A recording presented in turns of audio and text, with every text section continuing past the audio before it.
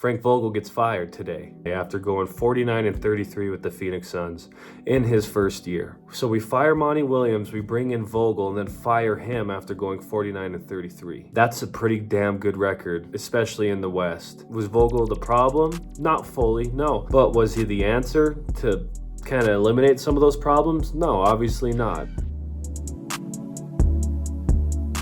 I just had to get on. There's a lot of stuff going on. It's a nice Saturday. My Phoenix Suns got bounced, and I think that's the main reason I'm here. I'm going to break down kind of my Phoenix Suns points. So as we know, the Phoenix Suns got swept by the Minnesota Timberwolves, got bounced in the first round. I think that's the first time the Phoenix Suns have got bounced in the first round since we started making the playoffs again back in like 2021. Basically, in a long time, we've actually been bounced in the first round, given we didn't make it to the playoffs for like 10 years. We got bounced, man, and it looked ugly. It looked ugly. And I think what as a Phoenix Suns fan, I think what I'm seeing here is when buying in to get a three-star team, you know, a big three, shoots you in the foot. So I'm gonna kind of just break it down nice and slow here. I've been writing notes all week, okay? So it was a rocky year, up and down year. I think it was we got the 6th seed.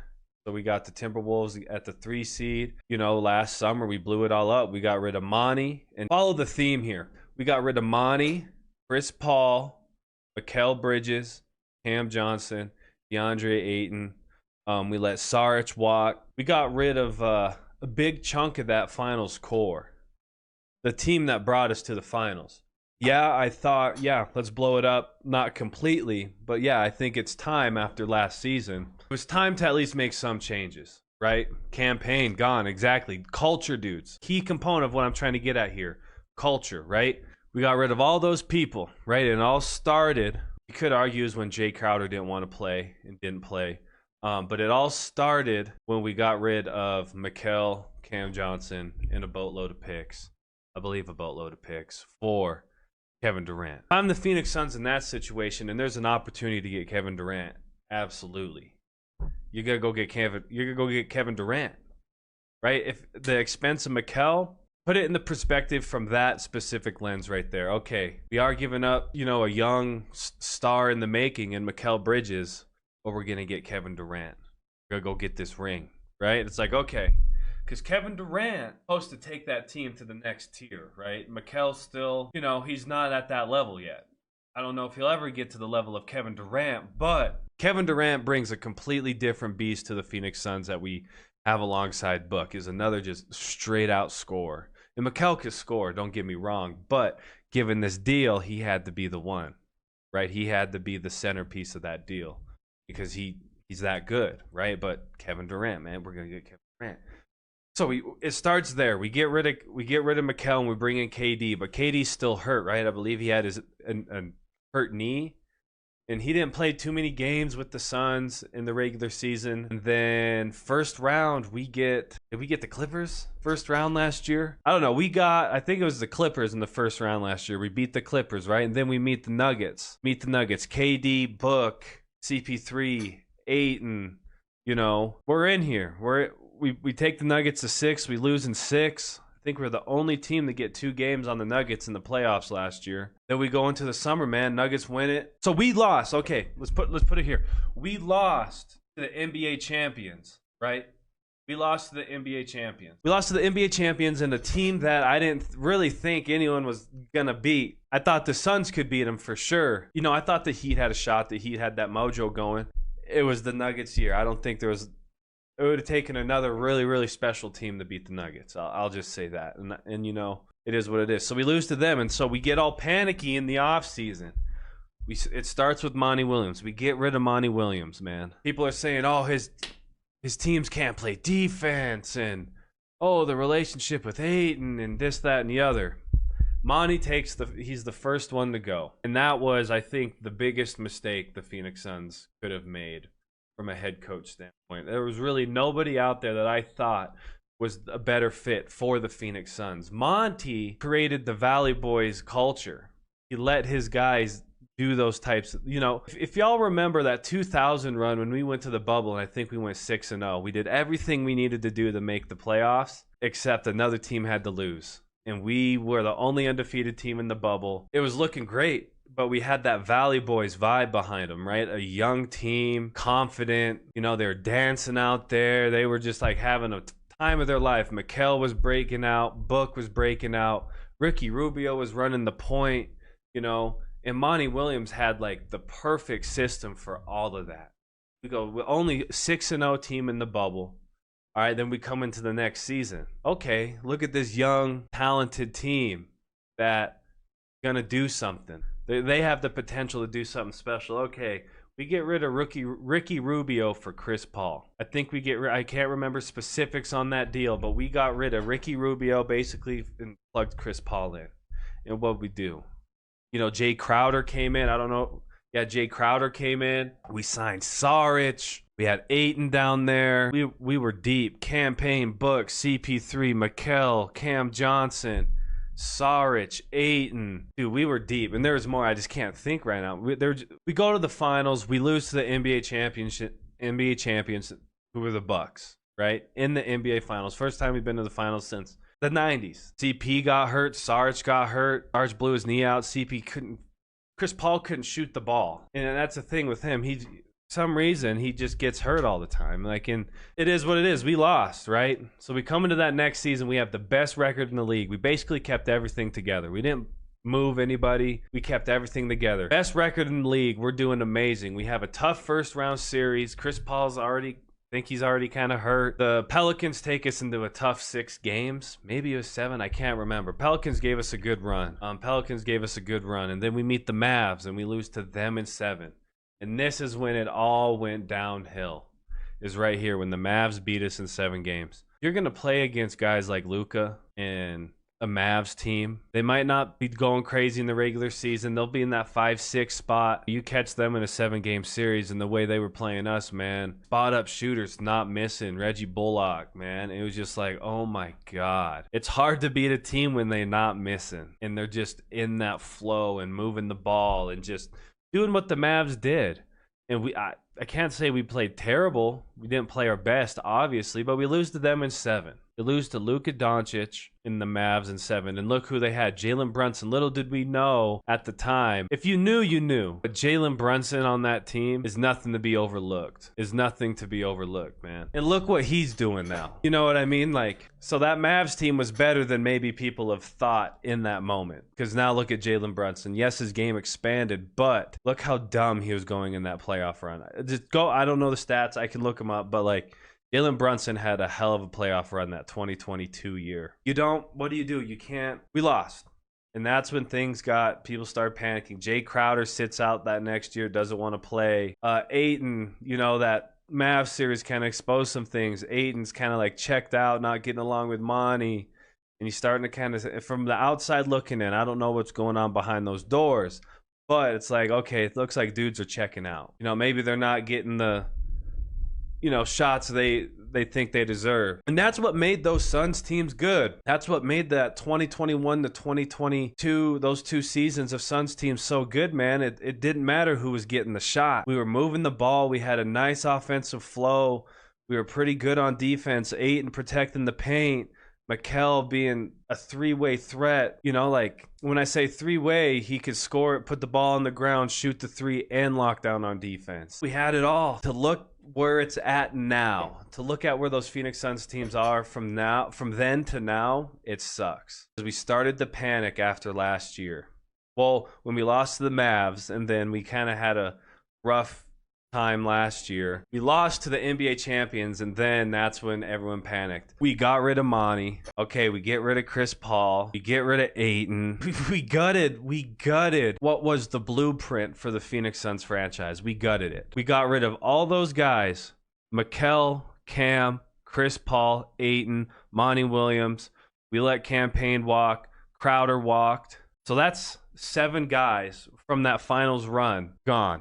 Book is the only one that's still there. Correct me if I'm wrong. Book is the only one from that blueprint that's still there. And we sold out for Book, KD, Beal, and a bunch of vet minimums, banking on guys being able to fit in and somehow make it work. We sold the bag, as Hunt said. And like I said earlier in the pod, that Mikal trade for KD, yes, in that moment, yes, 100%. You do that trade. You give them the young star and you're saying, okay, we're just swapping Mikal and Cam, basically, and some picks for KD. So you have Chris Paul, KD, Book, Ayton. We still have relatively decent depth, not crazy. He was hurt. He didn't play that many games with the team because he was hurt and we were waiting for the playoffs. They win the first series and then we lose to 6 to the Nuggets. But then we trade everyone else for Bradley Beal, and then it makes me think, was the Mikal trade worth it with what we have now? I would have rather have not gotten Kevin Durant if this was going to be the result. If it was going to be this domino effect and the whole team's just gutted. That Mikal trade will go down as one of the biggest mistakes in Phoenix Suns history. And getting rid of Monty Williams and not having an actual point guard to run the show. You're paying 3 max contracts. Nurkic is still making a bag. Grayson Allen's going to make a bag, and we're going to have to bank on vet minimums and league minimums to win us rings. And I'm not saying a big 3 can't do that, but people don't understand how hard it is to get guys to plug into something like that and be able to find dudes that are going to work but paying them the minimum. And we picked up, this didn't make sense to me. We picked up Vogel because he was some defensive guru, and that's why they fired Monty. But Monty had a great offensive system, and Monty had the best. He had a top 3 defensive team. Correct me if I'm wrong. At least top 10 defensive team in the league. Our finals run, and then the year we lost to the Mavs. It was just last year defense came a question. But why did it become a question? We traded Mikal Bridges. He's a first team defensive player. And I guarantee Mikal's going to get a defensive player of the year at some point in his career. Same with Cam Johnson. He still played relatively good D, and he could be the spot-up knockdown shooter. And so, we sold out for all that to get this. We didn't have a point guard. Big 3 didn't work, and we didn't have other guys step up like we had those abilities. Like Cam Payne, we would let Cam Payne go, and he'd give you a couple games where you're like, okay, that guy may have won us the game because he brought energy and he had hit shots. Cam Johnson was a great spot-up shooter. He could put the ball on the ground, finish at the rim if he needed to, and he would play relatively good defense. Mikal Bridges, he does literally everything. It makes me sick, and it makes you wonder, what route are we going now? As a Phoenix Suns fan, I was couldn't be more happy. I felt like I struck gold. I felt like I was like, oh, we're one of them teams now. I thought we struck gold because we had the blueprint. Cam, Mikal, Book, Ayton, right? Mostly Book and Mikal. That Valley Boy energy was crazy. They loved each other. They were, it was great. People started hating because they knew this team was good. But then you blow it up. And for this, and it makes you wonder, okay, what's going on behind the scenes? Are guys confused? What's I know they know what they're doing, but it just looked like the offense wasn't flowing. There were times where it's okay, passing the ball around the perimeter, someone go get a bucket, no one get a bucket. Okay, we got to force up a bad shot. Where there's not a lot I didn't see, and there was at sometimes, but not consistent and fluently enough, right? Of flow to the offense. People are moving off ball, trying to get open. There's other actions going on the other side, away from the ISO, away from this pick and roll over here. There's some down screens. There's some other shit going on over there. Didn't see that too much. It's okay. Are we going to do this again? Are we going to run this back? Or I think we got to sell some pieces and get that depth. Because Book, he's your franchise guy. And if you get rid of KD or Beal, you're going to get good depth. And either one that stays, man, you're going to be well off. But is a big 3 era really what's working nowadays? Look at all the great teams right now. There's no real big 3s, and the big 3s are losing. Clippers just got bounced. We got bounced. Lakers, not really a big 3, but they got bounced. It's the teams with the really good depth and the really good systems that work now. Mavs, they got their 2-headed monster, but they got guys all around that do everything else and do it really well. They can score, but they also rebound, get blocks, get steals, getting open. Defending champion, the Nuggets, look at them. They got Jokic and Jamal Murray. Everyone else does their job really well. Aaron Gordon does all the dirty work. He gets all those dump-offs around the rim. He's in that dunker slot, so he just goes and gets open, right? Don't say Book's trash, man. Quit talking like that. Don't quit talking like that. Michael Porter, knockdown shooter. But then they got Contavious playing D, Christian Brown going crazy. and their dudes off the bench come in and contribute. You just didn't see that with the Suns. There were just so many different combinations thrown out there throughout the year, and it's just like, okay, this isn't working, man. And the blow up wasn't really worth it. We really needed that point guard. Chris Paul, even though he did get hurt in critical moments, and obviously people criticize that, but at the same time, now we see how important that kind of dude is for not only the locker room from a veteran leadership type of standpoint, but being a straight pure point guard who can get guys open, get guys comfortable, get the other dogs, get the other stars to their spots, get them open. He can have 5 points, but 15 assists. You bring some of those bench guys in and Chris Paul's running the point, they're going to start getting comfortable. And we didn't have that, man. And it sucks. It really, really sucks. Yeah, man, we had the blueprint. We had everything we needed to make a deep run and to do what we needed to do. It didn't work out, and it hurts. It hurts because it's like, damn, you have so much hope. You have so much hope. It's like, God, the big three at first, you're like, yeah, dude, how are teams going to guard them? But we were also assuming that there would be a decent system in place. From my outside perspective, there's what's going on behind the scenes that, like, this looked ugly all year. They had their stretches. They looked great, but it looked ugly all year. It feels like we fumbled the bag because it just didn't look good this year, man. It basically looked like we fumbled that bag bad. We're still making the playoffs, right? But how can the team take that next step? Is it just another year playing with each other, which it very well might be. But with this kind of situation, you only have one more year until, some changes need to be made.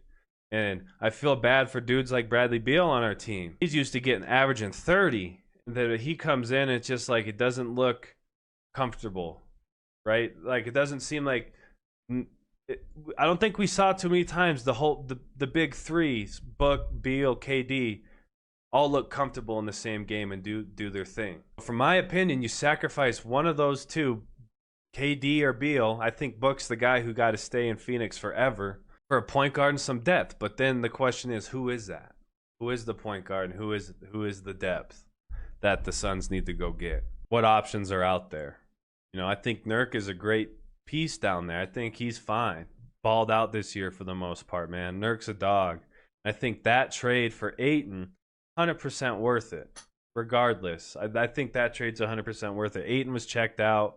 I think he probably wanted to shoot more, have more, time with the ball, and, probably wanted to be the guy and go ahead, man, go do it. But in Phoenix, I don't think that was him. The number one pick wasn't overshadowing, Book or something like that. So maybe he wanted to be the guy. I don't know. I wish him well, though. I loved Ayton. He went to the University of Arizona. But I just think, the dude was checked out, and I don't think he was giving it his all.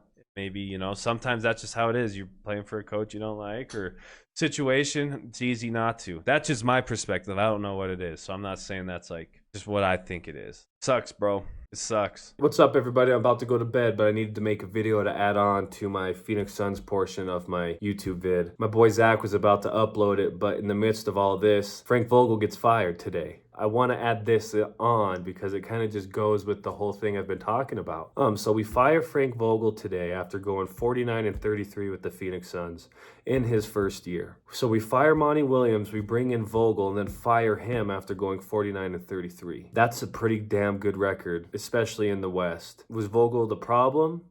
Not fully, no.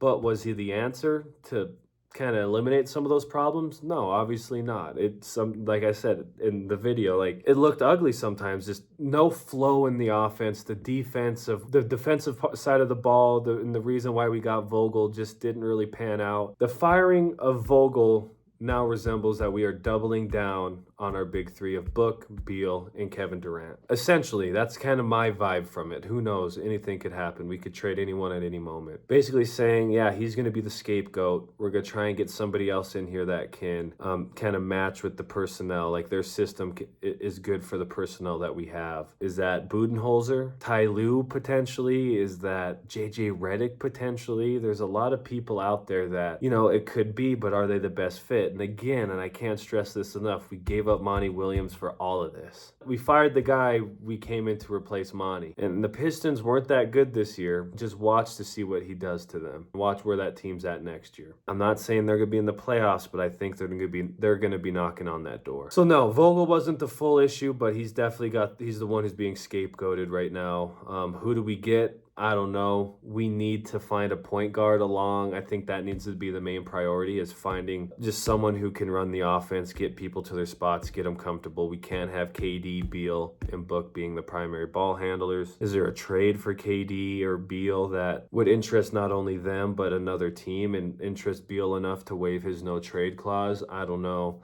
But depth is still going to be a big issue. And a point guard, I think that's the biggest thing. Like, a point guard will make that depth look better, the depth that we do have, but because a real good point guard that could plug in with the Suns will not only get Book, Beal, and KD easy buckets, they don't have to try and get tough buckets every possession, but it's going to get those role players easy buckets and get them more comfortable. And then we'll start seeing our bench winning us basketball games and things like that. So can they get a coach that and a point guard that can make those things happen with the big three we have now? If we double down with it, maybe. I guess we'll see. That's the interesting part about all this. I recorded the video that you already saw that I'm adding this on to. I recorded that about a week ago. Today's May 9th, so that was like May 4th. So it's been about a week, but excuse me, but I need to add this on here because we're already starting to see it happen. I think I may have even said in this video that I would expect Vogel to get fired sooner than later. If not, that was my suspicion, and I suspect the Suns to hire somebody sooner than later. It could be in a week.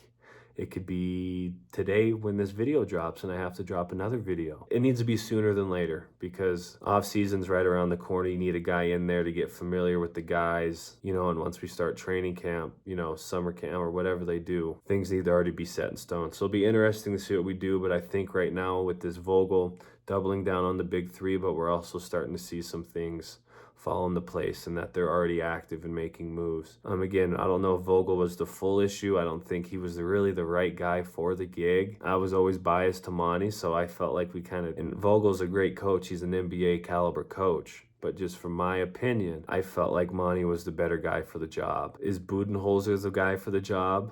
I think he's kind of the front candidate for that. Maybe. I really liked, Budenholzer when he was down in Atlanta.